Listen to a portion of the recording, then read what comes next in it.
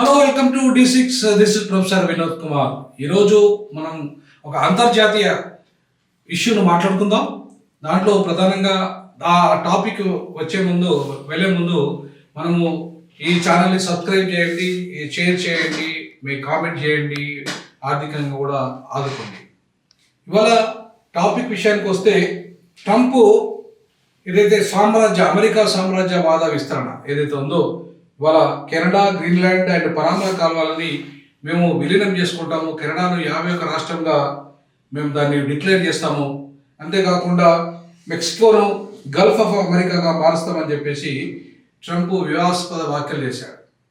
ఇలా ట్రంప్ వస్తే రేపు కంప్లీట్గా భారతదేశానికి వీసాలు కూడా తగ్గిపోతాయని చెప్పేసి ఒక ప్రచారం మళ్ళొకటి జరుగుతుంది. బట్ ఇవాళ నేనేమంటున్నానంటే, అమెరికా విస్తరణవాదము సామ్రాజ్య విస్తరణవాదమైన, భారతదేశ సామ్రాజ్య విస్తరణవాదమైన నరేంద్ర మోడీ కూడా ఇవాళ పూర్తిగా నైబరింగ్ కంట్రీస్ అన్నింటినీ కూడా వీక్ చేసేసి, బంగ్లాదేశ్, భూటాన్, నేపాల్, ఈ నైబరింగ్ కంట్రీలో మొత్తం వీక్ చేసేసి, ఈవెన్ పాకిస్తాన్ పాక్ ఆక్రమిత కాశ్మీర్ని కూడా వీక్ చేసి పడేసి, దాంట్లో పూర్తిగా భారతదేశంలో విలీనం చేసుకుని అఖండ భారత నిర్మాణం చేద్దామనే ఆలోచన ఇవాళ మోడీ గారు చేస్తున్నారు. మోడీ గారు చేస్తున్న క్రమంలోనే జమిలీ ఎన్నికలని ఇవాళ మన ముందు తీసుకొస్తున్నారు. సో అటు ట్రంప్, ఇటు మోడీ ఇద్దరు కూడా వైట్ రేసిస్ట్ పీపుల్, వాళ్ళంతా కూడా ఆరియన్ పీపుల్, ఆరియన్ రేసిస్ట్ మూలాలున్న అమెరికా సామ్రాజ్యవాదాన్ని ఇవాళ మన మోడీ కూడా మోస్తూ ఇద్దరు కూడా ఇజ్రాయెల్ని ఇవాళ సమర్థిస్తున్నారు. అంటే పాలస్తీనాను ఒకవైపు పూర్తి స్థాయిలో, అంటే ఏదైతే ఈ ముస్లిం కంట్రీస్ ఉన్నాయో, అరబ్ కంట్రీస్ని అణిచివేసి అందుకే ముస్లింను టార్గెట్ చేస్తూ అమెరికా, అట్లాగే అదే సేమ్ ముస్లింలను టార్గెట్ చేస్తూ ఇవాళ ఇండియా, ఇవాళ ఇజ్రాయెల్ని సపోర్ట్ చేస్తున్నాయి. అంటే మొత్తంగా ఈ రెండు దేశాలు సామ్రాజ్యవాద దేశాలు, అటు అమెరికా కావచ్చు, ఇటు ఇండియా కావచ్చు, అటు ట్రంప్ కావచ్చు, ఇటు మోడీ కావచ్చు, ఇద్దరు కూడా వైట్ రేసిస్ట్. అమెరికా సామ్రాజ్యవాద విస్తరణ ఎంతైతే ప్రమాదకరమో, ఇండియా సామ్రాజ్యవాద విస్తరణ కూడా అంతే ప్రమాదకరము. ఇలా కెనడా పూర్తి స్థాయిలో అక్కడ అస్తిత్వాన్ని లేకుండా చేసి, అక్కడ పంజాబీ ఖలిస్తాన్ మూవ్మెంట్ను ఏదైతే ఉందో, వాళ్ళు ఇవాళ పెద్ద ఎత్తున ఖలిస్తాన్ మూవ్మెంట్ని ఎక్కడైతే కెనడా కేంద్రంగా చేస్తున్నారో దాన్ని పూర్తిగా క్లోజ్ చేయాలంటే ఇవాళ అమెరికాలో అది కెనడా విలీనం కావాలి. సో అమెరికా పూర్తిగా తన మిలిటరీ యొక్క ఆధిపత్యంతో ఇవాళ కంప్లీట్గా అట్లాంటి వేర్పాటువాదం ఎక్కడైతే జరుగుతుందో దాన్ని విపరీతంగా అణచివేసిన చరిత్ర అమెరికాది. ప్రపంచవ్యాప్తంగా ఎక్కడైతే ఏ దేశాలు తమ సార్వభౌమాధికారాన్ని కాపాడుకోవాలని ప్రయత్నిస్తాయో, అమెరికా తొత్తుగా ఉండకుండా స్వతంత్రంగా ఉండాలనుకుంటాయో, ఖచ్చితంగా ఆ దేశాలను అమెరికా ఏదో ఒక రూపంలో ఏదో నేపం పెట్టి, అట్లా ఇరాక్ ఎట్లయితే అణ్వాయుధాల పేరు మీద అణచివేసిందో, ఇట్లా ప్రతి దేశంలో కూడా ఇవాళ అమెరికా డైరెక్ట్గా ఎంటర్ అయిపోయి ఆ దేశాన్ని తమ గుప్పిట్లో పెట్టుకునే ప్రయత్నం చేస్తుంది. ఇవాళ అమెరికా, ఇండియా చాలా ఇద్దరు కూడా మిత్ర దేశాలు. ప్రధానంగా వాళ్ళ మిత్రత్వం అంతా కూడా సామ్రాజ్య విస్తరణకాంక్ష, వ్యాపార విస్తరణకాంక్ష, ప్రపంచ మార్కెట్ను ఇవాళ తమ గుప్పిట్లో పెట్టుకునే కాంక్ష. అందుకే ఇవాళ తెల్ల జాతి ఆధిపత్య అహంకార, జాతీయ అహంకారం ఏదైతే ఉందో అమెరికాలో స్పష్టంగా మనం కూడా చూస్తాం. ఇవాళ దగ్గర 300 సంవత్సరాల అమెరికా స్వతంత్ర చరిత్రలో వైట్ హౌస్గానే ఉన్నది. అట్లీస్ట్ వైట్ అండ్ బ్లాక్ హౌస్గా కూడా మారలేదు. ఇంకా అమెరికా పార్లమెంట్ విషయానికి వస్తే ఏదైతే ఉందో, ఇప్పటికీ కూడా ఒక ప్యూర్ బ్లాక్ అమెరికా పార్లమెంట్లో ఇంతవరకు ఎంటర్ కాలేదు, అమెరికన్ ప్రెసిడెంట్ కాలేకపోయాడు. ఈవెన్ ఒబామా కూడా పూర్తి బ్లాక్ కాదు, half white and half black. అంటే ఇవాళ పూర్తి బ్లాక్ కూడా ఇవాళ అమెరికా అంత ప్రజాస్వామ్యంలో అత్యున్నతమైన దేశంగా చెప్పబడుతున్న అమెరికా ఇవాళ ఒక్క బ్లాక్ను కూడా అమెరికా అధ్యక్షునిగా చూడడానికి ఇష్టపడతలేదు. కారణం ఏంటి అంటే అక్కడ వివక్షత, నలుపు అనే వివక్షత, నల్లతనం, రేసిస్ట్ భావజాలంతో ఇంకా అమెరికా కొట్టుమిట్టాడుతున్నది. మనం చూసాము మొన్న. ఇవాటికి మొత్తం అమెరికాలో నల్లవాళ్ళ పరిస్థితి ఈ రోజు వరకు కూడా మెరుగుపడిన పరిస్థితి లేదు. ఇవాళ బ్లాక్ జీసస్ను మొత్తం అమెరికాలో ఏదైతే సౌత్ అమెరికా ఉందో నల్లవాళ్ళ చేతుల్లో, వాళ్ళంతా బ్లాక్ జీసస్ను, అంటే బ్లాక్ జీసస్, వాళ్ళ జీసస్ అంతా నల్లవాడు, అమెరికా జీసస్ తెల్లవాడు. ఇద్దరు క్రైస్తవులే. బట్ ఇద్దరు క్రైస్తవులు అయినా కూడా తెల్ల జీసస్ను వాళ్ళు కొలిస్తే నల్ల జీసస్ను వీళ్ళు కొలుస్తున్నారు. ఇలా వర్ణ వివక్షత కారణంగా పూర్తిగా సౌత్ అమెరికాలో ఉన్న దేశాలన్నింటినీ తమ గుప్పిట్లో పెట్టుకొని ఇవాళ నార్త్ అమెరికా తెల్ల దేశాధిపత్యాన్ని పూర్తి స్థాయిలో టెక్నాలజీ రంగాన్ని, మిలిటరీ రంగాన్ని, ఆర్టిఫిషియల్ ఇంటెలిజెన్స్ను, ఇవాళ ప్రపంచ మార్కెట్ను, ప్రపంచ సంపదనంతా కూడా తమ గుప్పిట్లో పెట్టుకున్న అమెరికా ఇలా కంప్లీట్గా సామ్రాజ్య విస్తరణలో భాగంగా ఇవాళ కెనడాను తమ యొక్క 51వ రాష్ట్రంగా డిక్లేర్ చేసుకుందాం అనుకుంటుంది. మిగతా సౌత్ అమెరికాలో ఉన్న అన్ని స్వతంత్ర దేశాలుగా చెప్పబడుతున్న వాటన్నిటిని కూడా ఇవాళ అమెరికా కాలనీలుగా మార్చేసింది. అమెరికా కాలనీలుగా మార్చేసి అమెరికా చెప్పు చేతుల్లో మాత్రమే ఉంటే వాడు ఉంటాడు, లేదంటే అక్కడ కంప్లీట్గా ఇవాళ అంతర్గత యుద్ధం మొదలుపెట్టి ఇవాళ అక్కడున్న అధినేతను ఎవరైతే ఈ దేశానికి, అమెరికా దేశానికి వ్యతిరేకంగా పనిచేస్తున్నారో ప్రతి ఒక్కరిని కూడా వాళ్ళ సొంత ప్రజల చేత చంపించడమా, లేదా మిలిటరీ చేత చంపించడమా, లేకపోతే పారిపోయేటట్టు చేయడమా అనే విషయాలు చేస్తున్న తప్ప ఇవాళ అమెరికా తొత్తుగా మారని వాళ్ళు ఎవరు కూడా ఇవాళ ప్రపంచవ్యాప్తంగా ఎవరూ లేరు అనే విషయాన్ని, అంటే ఉంటే వాళ్ళు ఉండరు అనే విషయాన్ని ఇవాళ మనం ఈ విస్తరణవాదంలో, సామ్రాజ్య విస్తరణవాదంలో భాగంగా ఇవాళ మనం అమెరికాను, తెల్లవాళ్ళ ఆధిపత్య ప్రపంచాన్ని అమెరికా క్రియేట్ చేస్తున్న క్రమంలో ఈ తెల్లవాళ్ళ ఆధిపత్యంలోని ఇజ్రాయెల్ కానీ, తెల్లవాళ్ళ ఆధిపత్యంలోని యూరప్ దేశాలను కానీ, తెల్లవాళ్ళ ఆధిపత్యంలోని ఇవాళ బ్రిటన్ కానీ, తెల్లవాళ్ళ ఆధిపత్యంలోని ఇవాళ ఏదైతే నార్త్ ప్రాంతం ఏదైతే ఉందో వాటన్నిటిని తమ కంట్రోల్లో పెట్టుకుంటుంది ఇవాళ అమెరికా.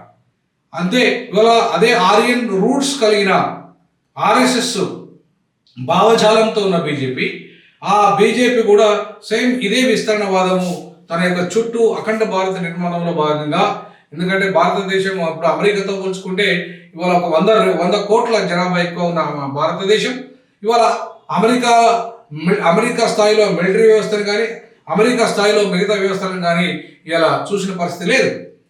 అమెరికా ఇవాళ చాలా స్ట్రాంగ్ మిలిటరీ వ్యవస్థను నిర్మాణం చేసుకున్నది.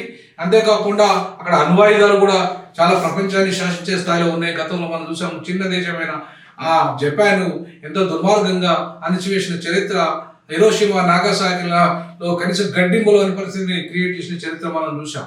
అంతేకాకుండా ఇలా ప్రపంచంలో ఉన్న కంప్లీట్గా తెల్లవాళ్ళ ఆధిపత్యంలోని దేశాలు ఒక కూటమిగాను ఉన్నాయి. నల్లవాళ్ళు దేశాలు ఒక కూటమిగా లేకుండా వాళ్ళని విభజించు పాలించు నీతిలో ఇవాళ అమెరికా తమ యొక్క గుప్పిట్లో ఆ నల్ల దేశాలన్నింటినీ పెట్టుకునే ప్రయత్నం చేస్తున్నది. కాబట్టి ఇవాళ నల్ల దేశాలు ఒకటిగా లేకుండా, నల్లవాళ్ళు ఒకటిగా కాకుండా నల్లవాళ్ళను ఇలా అనేక రూపాల్లో లోబర్చుకొని వాళ్ళ యొక్క సార్వభౌమాధికారం మీద అమెరికా ఆధిపత్యం చేస్తున్న చరిత్ర ఇవాళ మనం ప్రపంచవ్యాప్తంగా చూస్తున్నాం.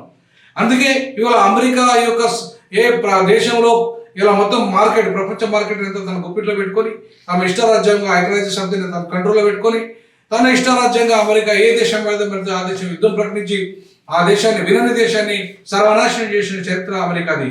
కాబట్టి అమెరికా సామ్రాజ్యవాద విస్తరణలో భాగంగానే ఇవాళ కెనడా, గ్రీన్లాండ్, పనామా కాలువలని తమ గుప్పిట్లో పెట్టుకునే ప్రయత్నం చేస్తుంది అమెరికా. ఇవాళ దాన్ని ఖండిస్తాం.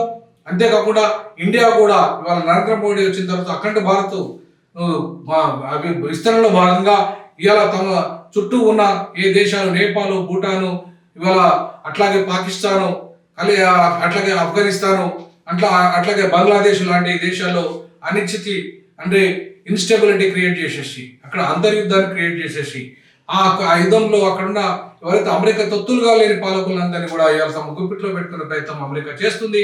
భారత్ కూడా అదే ఆలోచన విధానంతో ఉంది. సో భారత్ హైందవ విస్తరణవాదం కానీ, అమెరికా క్రైస్తవ సామ్రాజ్య విస్తరణవాదం కానీ రెండు ఈ ప్రపంచానికి ప్రమాదమే. ఈ రెండు క్యాపిటలిస్టు ఇలా అదాని అంబానీలను ఇలా హైందవ దేశంగా మారుస్తున్న మోడీ, ఆర్ఎస్ఎస్ ఎవరైతే ఉన్నారో వాళ్ళు దాన్ని హిందూ దేశంగా కాకుండా హైందవ దేశంగా మారుస్తున్నారు. సో హైందవ అగ్రవర్ణ ఆధిపత్యము, హైందవ పెట్టుబడిదారులు, అదాని అంబానీలో గుప్పిట్లో ఇవాళ ఈ దేశాన్ని ఇవాళ ఉంచాలి, అట్లాగే చుట్టూ ఉన్న దేశాల మీద అణచివేయాలనే ఒక కుట్ర ఏదైతే జరుగుతుందో ఆ కుట్రలో భాగంగా నరేంద్ర మోడీ జమిలీ ఎన్నికల పేరు మీద మొత్తం కంప్లీట్గా సామ్రాజ్యాన్ని విస్తరణ వాదాన్ని తీసుకొచ్చి, అమెరికాలో ప్రెసిడెంట్ ఎట్లయితే ట్రంప్ మొత్తం అమెరికా సామ్రాజ్యాన్ని, ప్రపంచాన్ని శాసిస్తున్నాడో రేపు నరేంద్ర మోడీ కూడా ఈ ప్రపంచాన్ని శాసించే స్థాయిలో ఉండాలంటే దాన్ని అమెరికా స్థాయిలో దీన్ని ప్రెసిడెన్షియల్ ఫార్మ్ ఆఫ్ గవర్నమెంట్లు తీసుకొచ్చి ఈ మొదటి దేశ అధ్యక్షుడిగా చరిత్రలో నిలబడాలనే ఒక ఆలోచన నరేంద్ర మోడీకి ఉంది. సో అందులో భాగంగానే ఇలా జమిలీ ఎన్నికలు తీసుకొస్తున్నాడు. జమిలీ ఎన్నికల్లో మొత్తం ప్రాంతీయ పార్టీలను క్లోజ్ చేయడమా, లేదంటే కూటమిలుగా మార్చడమా? 2 కూటమిలు ఉండాలి. ఒకటి యూపీఏ కూటమి, ఒకటి ఎన్డీఏ కూటమి. యూపీఏ కూటమికి రాహుల్ గాంధీ నేతృత్వం వహిస్తే ఎన్డీఏ కూటమికి మోడీ నేతృత్వం వహించి వాటిని ఇలా కంప్లీట్గా ఈ పార్లమెంటరీ ప్రజాస్వామ్య సిస్టాన్ని రద్దు చేసేసి ఇవాళ కంప్లీట్గా ప్రెసిడెన్షియల్ ఫార్మ్ ఆఫ్ ఒక వ్యక్తి నేతృత్వం చుట్టూ ప్రజాస్వామ్యాన్ని తీసుకువచ్చే దిశగా ఇవాళ అడుగులు వేస్తున్న చరిత్ర ఇవాళ నరేంద్ర మోడీ. కాబట్టి నరేంద్ర మోడీ అండ్ ట్రంప్ రేపు మళ్ళీ రెండవసారి ట్రంప్ జన్మలో వస్తున్నాడు. కాబట్టి ఇవాళ వీళ్ళిద్దరి యొక్క కలయిక చాలా ప్రమాదం ప్రపంచానికి. వీళ్ళిద్దరు కూడా నియంతలు, వీళ్ళిద్దరు కూడా ప్రజాస్వామ్యాన్ని నియంతృత్వం వైపు తీసుకొస్తున్నారు, వ్యక్తి స్వామ్యం వైపు, తర్వాత వ్యక్తి నియంతృత్వం వైపు తీసుకుపోతున్నారు. కాబట్టి ఇది ఒక డిక్టేటర్ డెమోక్రసీ వైపు వీళ్ళిద్దరు పోతున్నారు. కాబట్టి అక్కడున్న అమెరికన్ సిస్టమ్ని ఇక్కడ ఇండియాలో కూడా అమలు చేయాలని చెప్పి మోడీ చూస్తున్నాడు. అందులో భాగంగా అక్కడ భారత నిర్మాణాన్ని చేయాలని ఒక కుట్ర చేస్తున్నాడు. ఆ కుట్రలో భాగంగా వివిధ దేశాల యొక్క ఏవైతే చుట్టూ ఉన్న దేశాలు ఉన్నాయో ఆ దేశాల్లో ఇవాళ అస్థిరత క్రియేట్ చేసేసి, అది ఆర్థిక అస్థిరత కావచ్చు, రాజకీయ అస్థిరత కావచ్చు, అది మిలిటరీ అస్థిరత కావచ్చు, ఏ రకమైన సరే విస్తరణవాదంలో భాగంగా ఇవాళ కాశ్మీర్ కాస్త కశ్యప్గా మార్చే ప్రయత్నం చేస్తున్నాడు. ఇవాళ పేర్లు కూడా మార్చే ప్రయత్నం చేస్తున్నాడు. అంతేకాకుండా ఇవాళ కులాల పేర్లు కూడా మార్చే ప్రయత్నం చేస్తున్నాడు. అంతేకాకుండా ఇవాళ విభజించు పాలించు వర్గీకరణ పేరుతో దళితులను, బీసీలను, అలాగే మైనార్టీలను, ఇవాళ అన్ని వర్గాలను విభజించు పాలించు వాళ్ళు కొట్లాడుకునే విధంగా చేసి ఇవాళ హైందవ రాజ్యాన్ని, బ్రాహ్మణ రాజ్యాన్ని, ఆర్యుల ఆధిపత్య రాజ్యాన్ని ఇవాళ తేవడానికి ఆర్యన్ రేసిస్ట్ ఫిలాసఫీతో ఉన్న అమెరికావాదం, విస్తరణవాదం ఏదైతే ఉందో సేమ్ అదే విస్తరణవాదాన్ని ఇలా హైందవ విస్తరణవాదము లేదా భారత విస్తరణవాదము, సామ్రాజ్యవాదం ఏదైతే ఉందో ఈ రెండు ప్రమాదకరమే. సో ఈ ఇద్దరు ప్రమాదకారులే. కాబట్టి ప్రజాస్వామ్యాన్ని పరిరక్షించాలి, ఆయా దేశాల యొక్క సార్వభౌమాధికారాన్ని పరిరక్షించాలి, ఆయా దేశాల్లో ఉన్న ఫెడరలిజాన్ని పరిరక్షించాలి. ప్యూర్ ఫెడరల్ దేశాలుగా, స్వతంత్ర దేశాలుగా ఉన్న దేశాల యొక్క వాళ్ళ యొక్క సామ్రాజ్యవాద విస్తరణలో భాగంగా బలి కాకుండా, అంటే మోడీల యొక్క బలి కాకుండా ఈ ప్రపంచాన్ని కాపాడాల్సిన బాధ్యత ఉంది. చైనా ఈ విషయంలో జోక్యం చేసుకోవాలి. చైనా కూడా డిక్టేటర్ కంట్రీ కాబట్టి, చైనా డెమోక్రటిక్ కంట్రీ కాదు కాబట్టి, చైనా ఈ విషయంలో పూర్తిగా డెమోక్రటిక్ కంట్రీగా మారితే తప్ప ఈ విషయంలో పూర్తి స్థాయిలో చైనా కూడా జోక్యం చేసుకునే పరిస్థితి లేదు. ఎందుకంటే చైనా ఆల్రెడీ డిక్టేటర్ కంట్రీ. కాబట్టి ఎటు చూసినా సరే ఇవాళ భారత్ అండ్ అమెరికా రెండు మాత్రమే ప్రజాస్వామిక దేశాలు కాబట్టి, ప్రపంచంలో మెజార్టీ దేశాలు ప్రజాస్వామిక దేశాలు కాబట్టి, ప్రజాస్వామ్యంలో ఇవాళ వ్యక్తి నియంతృత్వాన్ని, అట్లాగే వ్యక్తి డిక్టేటర్షిప్ను ఇలా దారితీసే విధంగా ప్రెసిడెన్షియల్ ఫార్మ్ ఆఫ్ గవర్నమెంట్ విస్తరణవాదం దృష్టిగా మొత్తం ఈ రెండు దేశాలు పోతున్నాయి. ఈ ఇద్దరు నాయకులు పోతున్నారు. వీళ్ళ ఆరియన్ వైట్ రేసిస్ట్ ప్రపంచ ఆధిపత్య ధోరణిని ఖండించాల్సిందిగా ప్రజాస్వామ్య దేశాలకు అప్పీల్ చేస్తున్నాను. ఈ మన ఛానల్ D6 ఛానలే వాయిస్ ఆఫ్ గ్లోబల్ సౌత్లో ఉన్న మొత్తం ప్రపంచ దేశాలు, blacks, Asians, Latin America, African countries అన్నింటినీ కూడా ఒక ప్లాట్ఫామ్ తీసుకురావాలి. ఏ పీడిత కంట్రీస్ ఉన్నాయో, ఏ బాధిత కంట్రీస్ ఉన్నాయో, ఈ విస్తరణవాద దేశాలతోని, ఈ నియంతలతోని ఈ దేశంలో ప్రజాస్వామ్యాన్ని, అస్తిత్వాన్ని, పేద దేశాల అస్తిత్వాన్ని, వాళ్ళ సార్వభౌమాధికారాన్ని కాపాడే దిశగా D6 అండ్ DJ పనిచేస్తుంది. మీరు చూస్తూనే ఉండండి D6 మన ఛానల్. తప్పకుండా ఈ ప్రజాస్వామ్యాన్ని పరిరక్షించుకుందాం, అట్లాగే పేద దేశాన్ని కాపాడుకుందాం. జై భీమ్, జై సౌత్ ఇండియా, జై గ్లోబల్ సౌత్.